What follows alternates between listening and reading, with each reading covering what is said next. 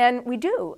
We have actually the Physicians Committee for Responsible Medicine did a few reasonably small studies, but following people for a good period of time, showing that what they actually did was used a low-fat vegan diet, and their control was people doing an American Diabetes Association diet. And actually both diets showed benefits in terms of, you know, insulin resistance and lowering blood glucose levels and A1Cs and body weight and cholesterol and all of those things.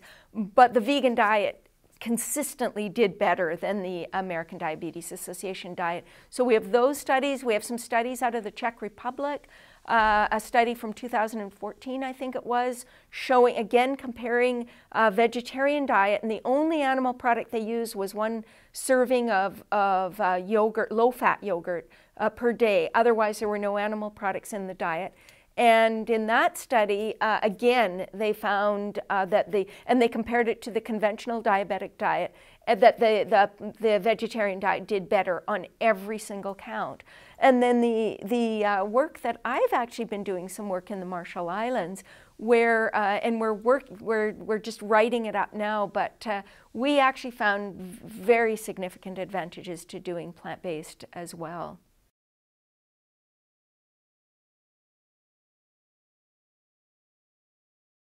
The Marshall Islands, for those people that aren't familiar with the Marshall Islands, they're a small group of many islands in the South Pacific, or in the Pacific, about 2,300 miles southwest of Hawaii. So they were, it's sort of a strategic location. Some people may remember Bikini Island being atomic bomb testing grounds after the Second World War. But anyway, the Marshallese people went from having absolutely no diabetes 100 years ago to having among the highest rates in the world. And they literally went from living off the land where they were eating coconut and green leaves and whatever taro root and bananas and fish, whatever fish they could catch with their little spears, to living off of having more people on the islands than what the islands could sustain. So the main island, Madro, has 30,000 people. It might sustain 1,000 if we were lucky. So they have to import food. And so what they import is, because people are very poor and there's not a great economy, is the cheapest food you can think of. So they import things like turkey tails and spam and, you know, the parts of the animals we don't want, so because they're cheap. White rice, sticky rice, luau, which is high fructose corn syrup drink. Lots of ramen, so they eat dry ramen noodles and they sprinkle Kool-Aid powder on top to make it taste good. The kids do. It's really, I couldn't design a diet to induce diabetes that would be more efficient than the diet they've adopted. And it's just so sad, because they are, oh, I love, it's like a second home to me. I've been there maybe 10 times now. And I stayed, the first time I was there, 8 months, and I worked on a diabetes research project, and I continue to go back on a regular basis. But they are just absolutely the most beautiful people.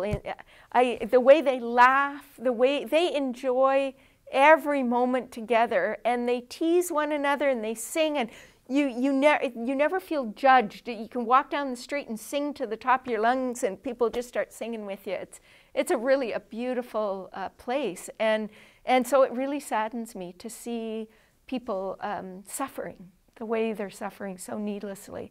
And so we went in and we did this control group, usual care, and fairly aggressive whole food plant-based diet.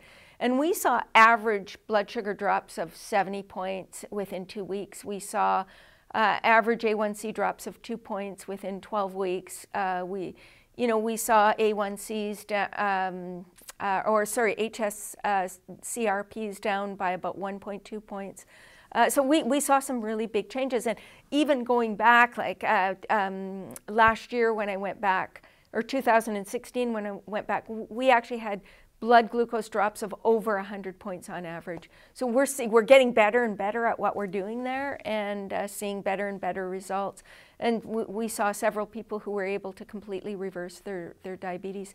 And it's very, very encouraging to see. And what's happening now is that the government is so interested in helping the people that I just went a couple of months ago, 2 months ago in November of 2017, along with a colleague, to create a program that would a new curriculum for schools from kindergarten to grade 6, so that the teachers, and we trained all the teachers in the public schools while we were there, so that the kids could start to learn. They've got new rules, new laws where people are not allowed to sell unhealthy foods near the schools, in the schools anymore.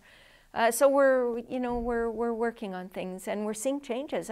When I first arrived, nobody walked anywhere, because walking showed you were too poor to afford a 25-cent taxi, and so people just didn't walk. And now people walking in the mornings. There's walkathons all the time, and the restaurants have diabetes wellness approved menu options, and the stores are having way more produce than they used to, and they're carrying some of them have little health sections now where they sell flax seeds and steel cut oats and things like that. So we're really seeing some very encouraging changes. It's quite wonderful.